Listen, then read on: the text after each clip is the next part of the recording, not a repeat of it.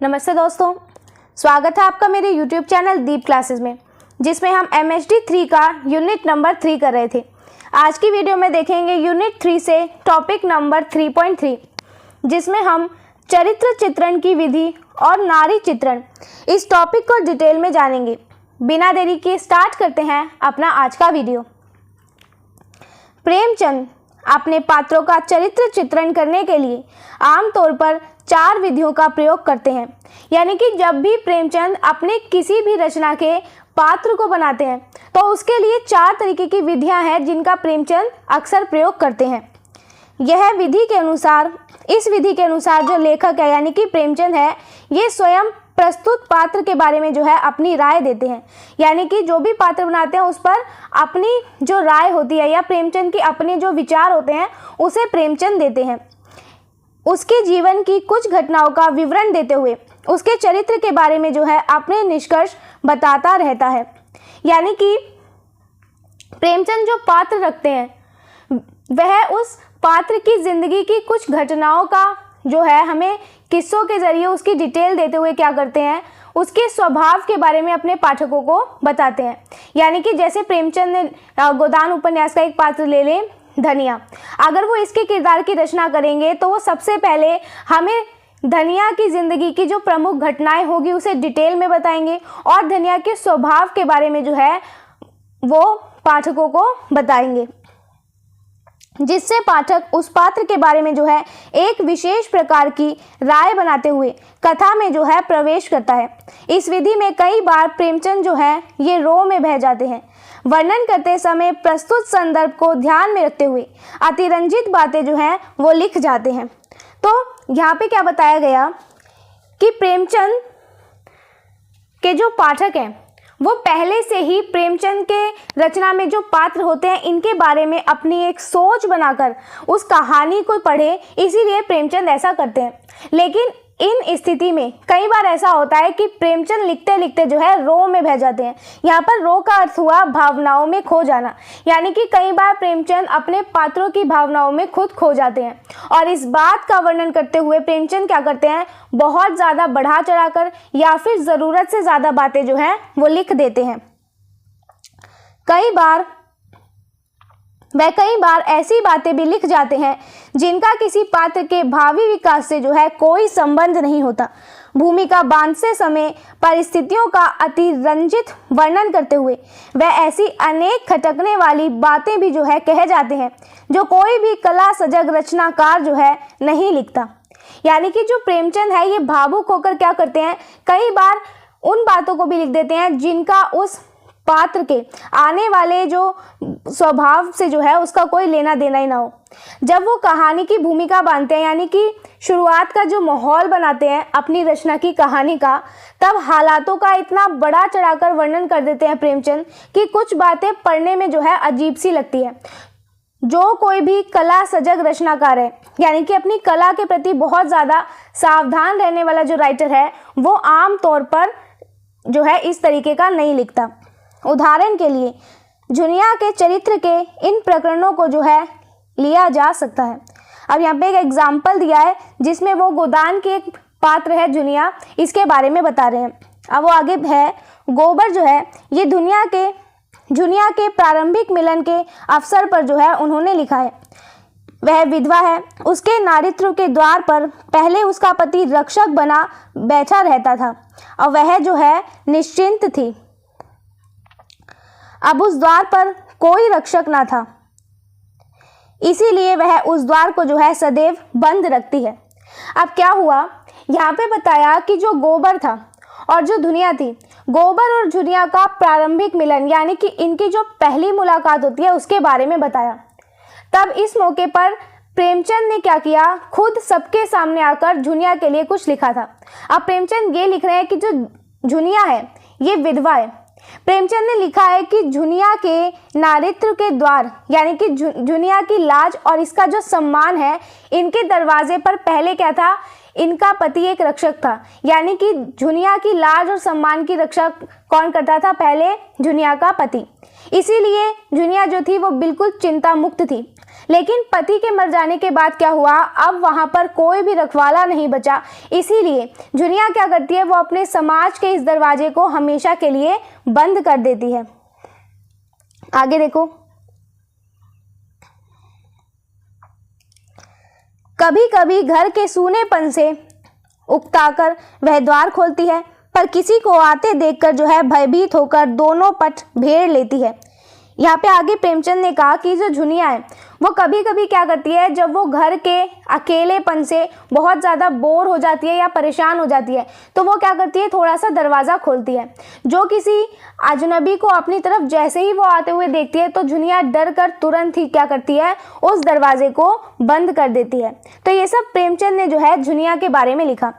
आगे देखो, इसी जुनिया के संबंध में लेखक जो है वो बाद में यह टिप्पणी करता है। अब क्या हुआ, जुनिया के बारे में आगे चलकर लेखक ने यानी कि प्रेमचंद ने क्या किया, अपनी एक खास राय दी है। अब वो क्या कह रहे हैं प्रेमचंद, उसे तरह तरह के मनुष्यों से साबिका पड़ चुका था। 2-4 रुपए उसके हाथ लग जाते थे, घड़ी भर के लिए जो है मनोरंजन भी हो जाता था, मगर वह आनंद जैसे मंगनी की चीज़ हो, उसमें टिकाव ना था, समर्पण ना था, अधिकार ना था। वह ऐसा प्रेम चाहती थी जिसके लिए वह जिए और मरे, जिस पर वह अपने को जो है समर्पित कर दे। वह केवल जुगनू की चमक नहीं, दीपक का स्थायी प्रकाश चाहती थी।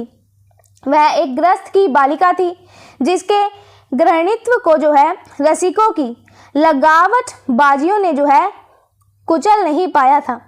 अब यहाँ पे प्रेमचंद ने बताया कि जो जुनिया है, जुनिया का गांव में कई तरह के लोगों के साथ जो है पाला पड़ चुका था। इन लोगों की वजह से कभी कभी उसके हाथ में थोड़े पैसे तो आते थे, पर वो केवल कुछ देर के लिए ही आते थे। जुनिया का टाइम पास भी हो जाता था, लेकिन वो खुशी ऐसी नहीं थी जिसे जो है जुनिया हमेशा महसूस कर सके। ये आनंद ऐसा था जैसे कि मंगनी की कोई चीज़, यानी कि किसी से उधार मांगी हुई कोई चीज़ हो। इस तरह की जो खुशी थी वो धनिया को होती थी। उन लोगों से मिलने वाली खुशी में कोई भी टिकाव नहीं था, यानी कि खुशी का असर ये हमेशा बना हुआ नहीं रहता था। ना ही इसमें कोई समर्पण था, मतलब एक दूसरे के लिए पूरी तरह मिट जाने का भाव नहीं था, और ना ही कोई अधिकार, यानी कि इस पर जुनिया का कोई हक भी नहीं था। जुनिया जो थी वो अपनी ज़िंदगी में ऐसा सच्चा प्यार चाहती थी जिसके लिए वो जी सके और मर सके, और जिसके लिए जुनिया खुद को पूरी तरीके से जो है न्यौछावर कर दे। तो इस तरह का प्यार जो है जुनिया को चाहिए था। अब प्रेमचंद आगे कह रहे हैं कि जो जुनिया है वो जुगनू की चमक, यानी कि बस थोड़ी देर के लिए चमक कर जो है बुझ जाने वाली रोशनी नहीं चाहती थी, बल्कि उसे दीपक का स्थायी प्रकाश, यानी कि दिए की तरह हमेशा जलने वाला जो सच्ची रोशनी होती है, उसकी चाहत थी जुनिया को। जुनिया जो थी वो एक गृहस्थ की बालिका, यानी कि सीधे साधे पारिवारिक घर में पली बड़ी एक लड़की थी, जिसके भीतर की एक अच्छी बहू या एक अच्छी पत्नी बनने की संभावना को जो है बाहर के रसिकों की लगावबाजी, यानी कि बाहर के जो रसिक थे उनके दिखावे का प्यार करने वाले या फ्लर्ट करने वाले शौकीन लोगों की चालाकबाजियों ने जो है जुनिया की इस भावना को कुचल दिया था। जुनिया जो थी वो अंदर से आज भी बिल्कुल ही पवित्र और साफ दिल की लड़की थी। तो ये सब बातें प्रेमचंद ने तब बताई जब प्रेमचंद जुनिया के चरित्र को जो है हमारे सामने दिखाना चाह रहे थे। आगे भी है, जुनिया जब होरी के घर पर रहने लगी तब क्या हुआ, एक दिन माता दिन आया और जुनिया से चिकनी चुपड़ी जो है बातें करने लगा। और ये बहुत आम सी बात है जो समाज में होती है। तो इसी तरह जुनिया से वो भी चिकनी चुपड़ी बातें करने लगा है। वह रोने लगी। अब क्या हुआ, जुनिया जो था वो रोने लग गई। जुनिया, माता दिन ने धीरे से क्या किया, उसका हाथ पकड़ लिया। आहिस्ता से उसने अपना हाथ छुड़ाया जुनिया ने। इसी समय सोना आई और उसने पूछा कि माता दिन क्या करने आए थे। अब इस पर जुनिया जवाब दे रही है कि पगहिया मांग रहे थे। मैंने कह दिया यहाँ पर पगहिया नहीं है। तो क्या हुआ, यहाँ पे ये दिखाया गया कि जुनिया की वजह से क्या हुआ, माता दीन आए होरी के घर पर, क्योंकि जुनिया होरी के घर पर रह रही थी और वहाँ पे जुनिया को अकेला देखकर उन्होंने क्या किया, चालाकी भरी मीठी मीठी बातें करी ताकि वो जुनिया को फंसा सके। तभी माता दीन ने एक गलत फायदा भी उठाया और उसका हाथ पकड़ लिया जुनिया का। अब इस स्थिति में जुनिया ने अपना हाथ छुड़ा लिया। ठीक इसी समय होरी की एक बेटी थी जिसका नाम था सोना, वहाँ पर आ जाती है। जब वो माता दीन को देखकर पूछती है कि ये यहाँ क्या करने आए थे, तब जुनिया ने बात को संभाला और झूठ बोलते हुए कहा। अब क्योंकि जुनिया ये बात सीधे तौर पर नहीं बता सकती थी कि माता दीन जो है वो किसी बुरे नियत से आए थे, इसीलिए जुनिया झूठ बोल देती है और वो कहती है कि ये पगहिया मांग रहे थे, यानी कि गाय भैंस बांधने वाली जो रस्सी होती है उसे कहते हैं पगहिया। तो ऐसा आंसर जुनिया ने दिया सोना को। आगे देखो, इन विरोधी वक्तव्यों से पाठक जो है वो उलझन में पड़ जाता है।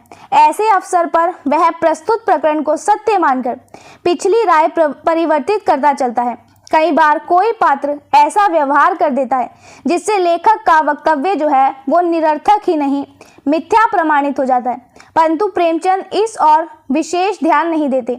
वह राय देने से कभी किसी प्रकरण में जो है चूकते नहीं। वह पात्र के बारे में हमेशा राय देते हैं और अंतिम राय देते हैं। अब क्या हुआ, जब लेखक एक ही पात्र के बारे में क्या करता है, दो अलग अलग बातें कह देता है, यानी कि विरोधी वक्तव्य, मतलब आपस में ना मिलने वाली जो उल्टी बातें होती हैं, अगर लेखक ऐसा कह देता है तो इसको पढ़कर पढ़ने वाला व्यक्ति जो है वो उलझन में आ जाता है। ऐसे मौके पर पाठक क्या करता है, वो उस समय चल रहा जो प्रसंग होता है उसको सच मान लेता है और जो पुरानी राय थी पाठक के मन में उस पात्र को लेकर वो अब बदल जाती है। कभी कभी तो कहानी का कोई पात्र अचानक से ऐसा बर्ताव करता है जिससे लेखक की कही हुई जो बातें होती है वो बिना मतलब की लगती है और बल्कि वो बिल्कुल झूठी साबित हो जाती है। लेकिन यहीं पर हम प्रेमचंद की बात करें तो प्रेमचंद इस बात पर कोई विशेष ध्यान नहीं देते। वो हर प्रसंग में पात्रों के ऊपर अपनी राय देने से जो है कभी भी पीछे नहीं हटते हैं प्रेमचंद। आगे देखो, कभी कभी लेखक के ही अंदाज में एक पात्र दूसरे पात्र के बारे में जो है अपनी राय देने लग जाता है, जिससे उसकी व्यक्तित्व का जो है उद्घाटन होता है। अब क्या होता है कि लेखक के ही स्टाइल में कहानी का एक पात्र क्या करता है, वो दूसरे पात्र के बारे में राय देता है। जब कोई पात्र दूसरे पात्र के बारे में बोलता है तो इससे खुद उसके अपने व्यक्तित्व यानी कि उसके अपने स्वभाव का जो है पता हमें चलता है। पात्रों पर की गई इन टिप्पणियों में भी अक्सर लेखक की जो है सहमति होती है। उसमें भी वक्ता जो है वो सर्वज्ञ की तरह बोलता है, जिसमें संदेह की कोई गुंजाइश नहीं छोड़ता। यानी कि ये जो पात्र हैं, इन पात्रों द्वारा एक दूसरे पर किए गए जो कमेंट्स होते हैं या जो एक दूसरे के बारे में जो विचार होते हैं, इन्हें भी ज़्यादातर जो है लेखक अपनी सहमति से इसमें रखता है। ऐसे मौके पर जो बोलने वाला पात्र होता है वो बिल्कुल एक ऐसे इंसान की तरह है जिसे दुनिया की हर बात पता हो और वो अपनी बात में किसी भी तरह का जो है शक या दुविधा को जगह नहीं देता। मेहता एक बार मालती से कहता है, तुम सब कुछ कर सकती हो, बुद्धिमती हो, चतुर हो, प्रतिभावान हो, दयालु हो, चंचल हो, स्वाभिमानी हो, त्याग कर सकती हो, लेकिन प्रेम जो है नहीं कर सकती। अब ऊपर जो हमने पढ़ा कि एक पात्र भी दूसरे पात्र पर अपनी राय देता है, इसका यहाँ पर हमें एक एग्जाम्पल दिया गया है। इस एग्जाम्पल में हमें उपन्यास का जो मुख्य किरदार रहा एक जिसका नाम था मेहता और मालती, इनका प्रसंग है। मेहता मालती से कहता है कि तुम जो हो सब कुछ कर सकती हो, तुम बहुत अक्लमंद हो, तुम चालाक भी हो, तुम टैलेंटेड भी बहुत हो। तो इस तरीके की बातें मेहता मालती से कहता है। अंत में वो कहता है लेकिन तुम जो हो ये सब काम तो कर सकती हो, लेकिन तुम किसी से जो है सच्चा प्रेम नहीं कर सकती। तो इस एग्जाम्पल ने मेहता ने क्या किया, मालती के बारे में अपनी राय दी है। इस वक्तव्य पर मालती जो है टिप्पणी करती है। अब मेहता ने मालती से कहा तो मालती उत्तर में क्या कह रही है उसे देखो। झूठे हो तुम, बिल्कुल झूठे, यानी कि तुम जो बोल रहे हो झूठ बोल रहे हो। मुझे जो है तुम्हारा यह दावा निस्सार मालूम होता है कि नारी हृदय तक जो है पहुंच जाते हो। अब यहाँ पे मालती क्या कह रही है, तुरंत मेहता की बात का जवाब देके कह रही है कि तुम जो हो सरासर झूठ हो। मुझे तुम्हारा ये दावा यानी कि ये बड़ी बात बोलना जो है वो बिना किसी दम का यानी कि बेकार लग रहा है। तुम एक महिला के दिल की गहराइयों को पूरी तरह समझ सकते हो या वहां तक पहुंच सकते हो। तो ऐसा मालती ने जवाब में कहा। इसी तरह गोविंदी भी जो है गोविंदी की राय भी मालती के बारे में खास अच्छी नहीं है। अब यहाँ पर गोविंदी भी मालती के बारे में अपनी राय दे रही है और वो क्या कह रही है कि मेरी दृष्टि में वह वेश्याओं से भी जो है गई बीती है, क्योंकि वह पर्दे की आड़ से जो है शिकार खेलती है। खन्ना भी उसे विवाह या प्रेम के लायक नहीं मानता। तो इस तरह की राय जो है गोविंदी ने दी मालती के लिए। अब आगे क्या हुआ, आमतौर से ये टिप्पणियां भी जो है कथा प्रवाह में मिथ्या साबित हो जाती है, परंतु इससे वक्ता का व्यक्तित्व भी जो है प्रकट हो जाता है। उदाहरण के लिए गोविंदी की टिप्पणियों से हम मालती के बारे में ना सही परंतु उसके स्वयं के बारे में तो जान ही जाते हैं। अब यहाँ पे क्या बताया, आगे चलकर कहानी जैसे जैसे बढ़ती है किसी भी रचना की, वैसे ही क्या होता है, दूसरों के बारे में कही गई जो बातें होती है और जो कथा प्रवाह होता है यानी कि कहानी का जो भाव होता है, इसमें हमें बिल्कुल झूठी और गलत सिद्ध होती हुई दिखाई देती है वो टिप्पणियां।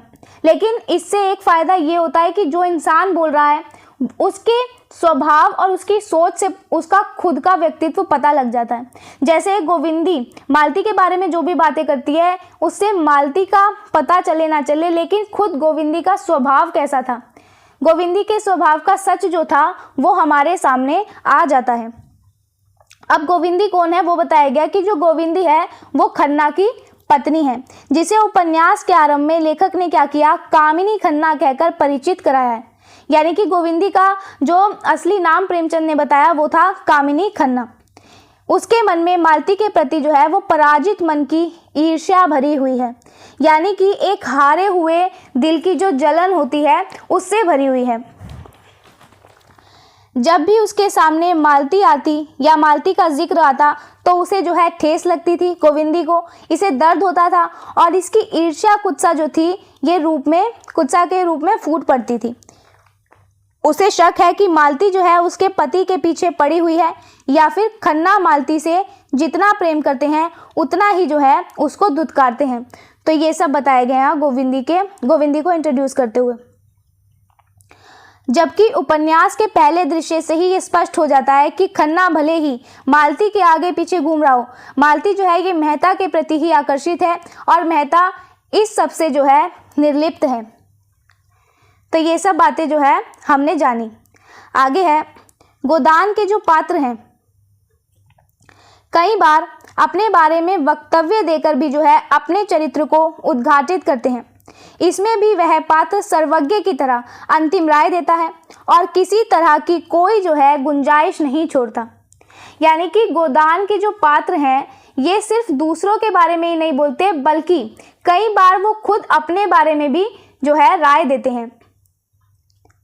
और अपने बारे में राय देकर वो क्या करते हैं, अपने असली स्वभाव को बताते हैं। यहाँ पर भी एक पात्र खुद को सब कुछ जानने वाला समझकर क्या करता है, एक आखिरी फैसला सुना देता है और अपनी बात को बदलने का जो है कोई भी मौका नहीं छोड़ता। ऐसे वक्तव्यों से भी आमतौर पर लेखक की जो है सहमति होती है।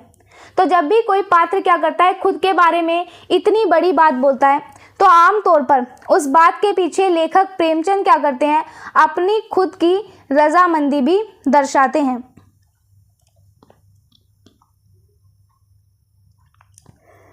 जुनिया सोना से अपने बारे में कहती है। अब जुनिया और सोना के बीच जो संवाद हो रहा है उसको देखो। जुनिया क्या कह रही है सोना से अपने बारे में, सिवाय मीठी मीठी बातों के वह जुनिया से कुछ नहीं पा सकते और अपनी मीठी बातों से महंगे दामों बेचना भी जो है मुझे आता है। मैं ऐसी अनाड़ी नहीं हूँ कि किसी के झांसे में आ जाऊँ। हाँ, जब जान पाऊंगी कि तुम्हारे भैया ने वहाँ किसी को रख लिया है तब की नहीं चलाती। यदि कभी कोई असहमति की बात होती है तो प्रेमचंद क्या करते हैं, उस असहमति को रेखांकित करके पाठक के पात्र के बारे में उस समय तक जो है निश्चित राय देते हैं। अब क्या हुआ, ये जो जुनिया और सोना का संवाद था इसे हमने जाना। इसके बाद क्या हुआ, इसके बाद प्रेमचंद यहाँ पे ये दिखाते हैं कि जब भी पात्र के विचारों में कोई भी आपसी मतभेद होता है तो उसे खास तौर पर हाईलाइट करके प्रेमचंद क्या करते हैं, अपने पाठकों को जो है अपनी राय भी बताते हैं। पात्र अपने कर्मों के द्वारा भी अपने चरित्र को उद्घाटित करते हैं, परंतु प्रेमचंद के पात्र अपने क्रियाकलापों से अपना व्यक्तित्व बहुत कम व्यक्त कर पाते हैं। अब क्या होता है कि कोई भी कहानी हो तो किसी भी कहानी में किरदार जो भी काम करता है उससे भी उसका जो स्वभाव है उसके बारे में पता चलता है। लेकिन प्रेमचंद के उपन्यासों की एक अनोखी बात ये आती है कि इनके उपन्यासों में जो पात्र हैं वो अपने खुद के क्रियाकलापों यानी कि अपने कामकाज से क्या करते हैं, अपनी असली जो उनकी पर्सनैलिटी होती है वो बहुत कम व्यक्त कर पाते हैं। वह लोग काम से ज़्यादा बातचीत से जो है समझ आते हैं। अधिकतर उनके बारे में दूसरे पात्रों की टिप्पणियाँ या लेखक के परिचयात्मक विश्लेषण या स्वयं के बारे में कहे गए वक्तव्यों से उनका व्यक्तित्व जो है वो उद्घाटित हो जाता है। प्रेमचंद की रचनाओं में क्या होता है, ज़्यादातर ऐसा देखने को मिलता है कि किसी पात्र का स्वभाव कैसा है ये हमें 3 चीज़ों से पता चलती है।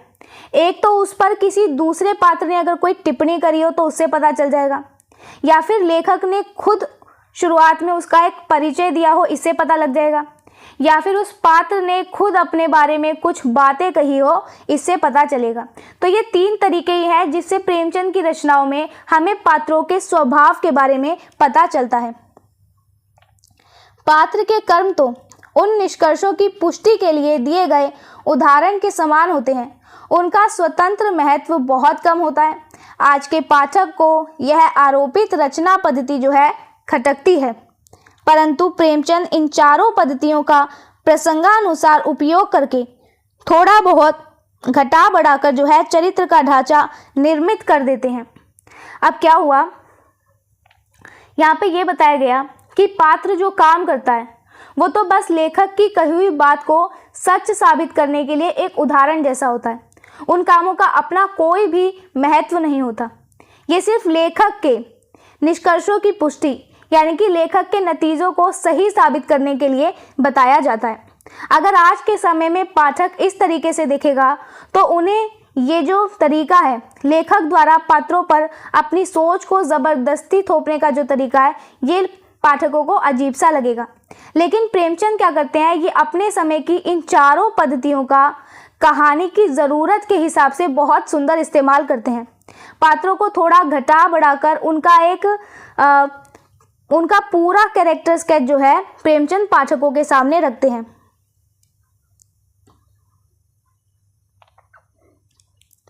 यह अवश्य होता है कि पाठक की नज़र जो है वो पात्र के कर्मों पर ही होती है। उसके कारण कई बार लेखक द्वारा किया गया जो वक्तव्य है वो भ्रमपूर्ण लगने लगता है। उदाहरण के लिए सिलिया के चरित्र को लिया जा सकता है। अब यहाँ पे बताया कि जब हम कोई भी रचना पढ़ते हैं तो हमारी नज़र सबसे पहले इस बात पर जाती है कि पात्र जो है वो कर क्या रहा है, यानी कि उसके कर्मों पर जाती है। इसी वजह से कई बार लेखक ने क्या है जो भी बातें कही होती है और किरदार जो काम कर रहा होता है वो आपस में मेल नहीं खाते, सब कुछ कन्फ्यूज़न भरा लगने लगता है। इस बात को अच्छे से समझने के लिए अब हमें यहाँ पे सिलिया जो थी इस पात्र में महिला चरित्र, उसका एक उदाहरण देके समझाया गया है। अब उस उदाहरण को देखते हैं। माता दीन ने क्या किया, सिलिया को अनाज के ढेर से एक सेर अनाज माता दीन ने सिलिया को अनाज के ढेर से एक सेर अनाज उसे पूछे बिना उठाते हुए देखा। अब यहाँ पे माता दीन और सिलिया का जो प्रसंग है उसे देखो। सिलिया एक सेर अनाज उठा रही थी और उसने उठाने से पहले जो है माता दीन से पूछा नहीं था, तो माता दीन ने उसे देख लिया। सिलिया ने अनाज छीनकर जो है अपमानित करके घर से निकल जाने के लिए कहा। अब प्रेमचंद ने इस प्रसंग को चित्रित करके क्या किया, पुरुष प्रधान समाज में स्त्री के हो रहे शोषण व उसके अधिकारों के हनन को जो है प्रेमचंद ने दर्शाया है। यानी कि प्रेमचंद यहाँ पे ये दिखाना चाह रहे हैं कि जहाँ पुरुषों की ज़्यादा चलती है उस समाज में महिलाओं के साथ होने वाला ये जो अत्याचार था और उनके अधिकारों का हनन, यानी कि उन महिलाओं से जो उनके अधिकार छीने जा रहे थे, तो इस चीज़ को प्रेमचंद ने यहाँ पर दिखाया है। यहाँ पर सिलिया जो है ये माता दीन की ब्याहता नहीं है, यानी कि सिलिया और माता दीन है ये किसी वैवाहिक संबंध में नहीं है और वह दिन रात मेहनत मजदूरी करके क्या करती है, अपना पेट खुद पाल रही है। माता दीन ने केवल शारीरिक आकर्षण के कारण सिलिया से बिना ब्याह किए जो है उसे घर पर रखा है। यानी कि जो माता दीन थे वो सिलिया को अपनी पत्नी तो नहीं मानते थे, ना ही उन्होंने शादी की थी, बस क्योंकि सिलिया का जो रंग रूप था उससे माता दीन बहुत आकर्षित हुए थे। इसी वजह से बिना शादी किए जो है वो सिलिया को अपने घर में रखते हैं। माता दीन को सिलिया का अनाज के ढेर से एक सेर अनाज उठा लेना उसकी चल अचल संपत्ति में हिस्सेदारी दर्शाने की कोशिश लगती है। प्रेमचंद ने भी इस प्रसंग को आर्थिक सत्ता या भागीदारी तक ही जो है जोड़ा है, लेकिन यदि गहराई से देखा जाए तो उसके कई पहलू जो है हमारे सामने उभर कर आते हैं। अब क्या हुआ कि सिलिया ये जो अनाज उठाती है तो माता दीन को ऐसा लगता है जैसे कि वो उनकी ज़मीन जायदाद में और उनकी धन दौलत में जो है अपना अधिकार मांग रही हो, इस तरीके का लगता है।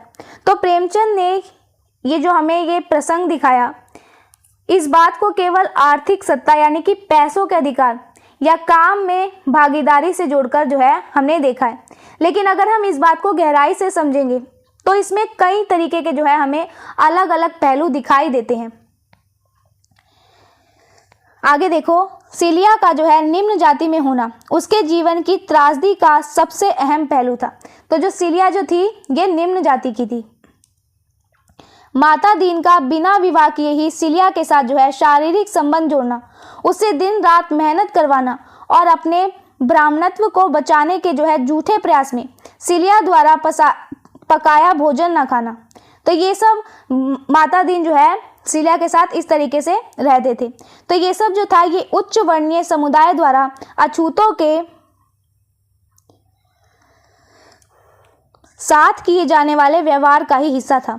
यानी कि जो उच्च वर्ग था वो निम्न जाति के लोग साथ किस तरीके का व्यवहार करता था उसे प्रेमचंद ने सिलिया और माता दीन के प्रसंग के द्वारा दिखाया है। सिलिया द्वारा इनका विरोध ना करना, अब सिलिया जो है माता दीन का विरोध ही नहीं करती थी, तो सिलिया द्वारा इसका विरोध ना करना, ना तो वह माता दीन द्वारा उसे रखेल बनाकर रखने से दुखी थी। जन्म सिद्धांत और कर्म पाक सिद्धांत में जो है वह विश्वास करती है और इस विश्वास को बनाए रखने का सतत प्रयास दाता दीन व माता दीन जैसे ब्राह्मणों द्वारा जो है वो किया जाता है। अब क्या था कि जो दाता दीन और माता दीन थे ये ब्राह्मण थे, तो ये सिलिया से इस तरीके का व्यवहार करने पर भी सिलिया इन्हें कुछ नहीं कहती थी, क्योंकि वो क्या करती थी, इसे अपना कर्म पाक सिद्धांत और जन्म पाक सिद्धांत जो है सिलिया इसे मानती थी। यानी कि भाग्य और पिछले जन्मों के जो कर्म थे उनका फल समझकर सिलिया ये सब जो है कर रही थी। सिलिया में अपने अस्तित्व के प्रति जो है चेतना का अंश दिखाई नहीं देता। माँ और भाइयों द्वारा उसे अपने घर व बिरादरी में वापस ले जाने के प्रयास भी सिलिया जो है वो असफल बना देती है। यानी कि सिलिया का माँ और सिलिया का जो भाई था वो उसे अपने साथ ले जाने के लिए कहते हैं, लेकिन सिलिया क्या करती है, इसको मना कर देती है।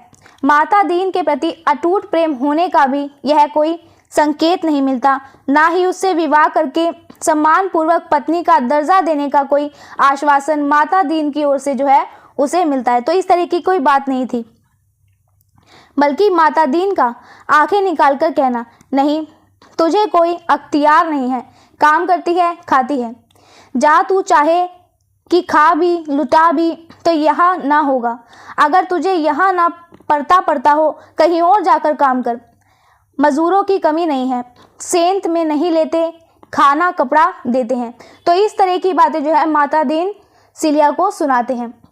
माता दीन ने क्या किया, माता दीन ने सिलिया को एक भोगदासी और मुफ्त में काम करने वाली मजदूरनी से ज़्यादा जो है कुछ नहीं समझा था। यानी कि सिलिया को लेकर उनकी सोच ये थी कि एक तो वो उनके लिए भोग की वस्तु थी और दूसरा ये था कि एक मजदूर थी जो उनके लिए ये सब काम करती हो। जबकि सिलिया सोचती है, अब सिलिया की क्या सोचती वो देखो।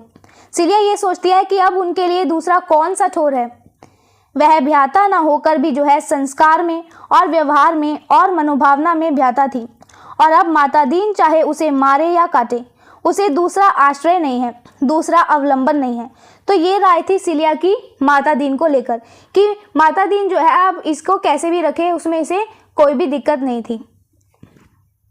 प्रेमचंद जो है ये सिलिया के शोषण व्यवस्था का विरोध करते नहीं दर्शाते, बल्कि शोषण के आगे सिर झुकाकर समर्पण करते ही दर्शाते हैं। होरी की तरह ही सिलिया भी जातिगत शोषण का विरोध करने के स्थान पर स्थितियों से समझौता करती है। वह भाग्यवाद और कर्मवाद पर विश्वास करती है, इसीलिए अनब्याही पत्नी के रूप में माता दीन के साथ रहने में उसके मन में किसी प्रकार का अपमान बोध नहीं जागता।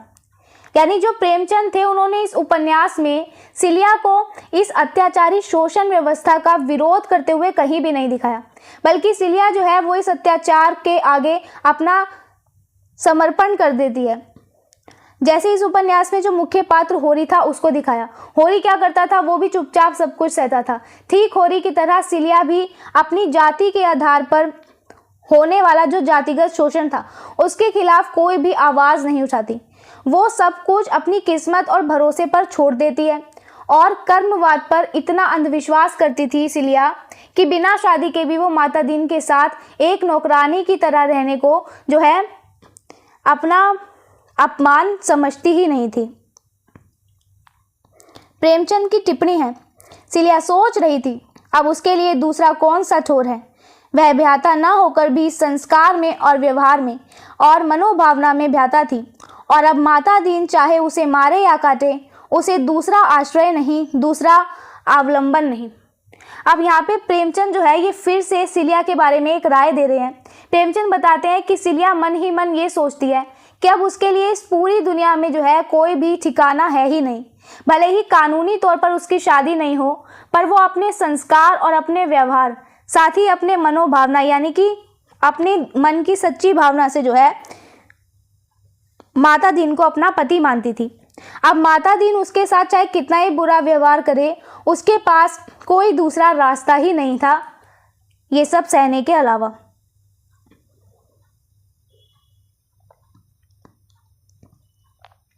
इस सिलिया को कई दिनों बाद माता दीन ने होरी के हाथों 2 रुपए जो है वो भिजवाए। अब सिलिया के लिए 2 रुपए भिजवाते हैं माता दीन और वो 2 रुपए लेके जाता है होरी। इससे सिलिया जो है अत्यंत प्रसन्न हुई, खुशी हो जाती है सिलिया को। अपनी इस प्रसन्नता को बांटने के लिए वह रात में नदी नाले पार करके अपनी हम उम्र सहेली सोना के ससुराल पहुंच जाती है। तो सिलिया की सहेली थी सोना, तो सिलिया खुश इतनी थी, अपनी खुशी बांटने के लिए वो अपनी सहेली के ससुराल चली गई। वहां एकांत में सोना के पति जो है मथुरा से भेंट होती है। सिलिया मिल जाती है मथुरा से, जो कि सोना का पति है। क्षण भर की बातचीत में सिल्लो का मुंह उसके मुंह के पास आ गया था और दोनों की सांस और आवाज और देह में जो है कंपन हो रहा था। बेशक यह स्खलन क्षणिक था। लेखक ने तत्क्षण सोना को भेजकर क्या किया, इस क्षण में सिलिया को बचा लिया। यानी कि प्रेमचंद ने क्या किया, इस प्रसंग में बिना देरी किए जो है सोना को भी उस जगह पर पहुंचा दिया।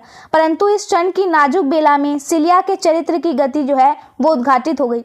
भले ही यह प्रकरण मनोवैज्ञानिक दृष्टि से एकदम स्वाभाविक है, प्रेमचंद इस क्षणिक आवेग को महत्वहीन मानते हो, माना भी है, परंतु इस क्षण सिलिया का चरित्र जो है वो लेखक व होरी के कथनों के विपरीत तो हो ही गया।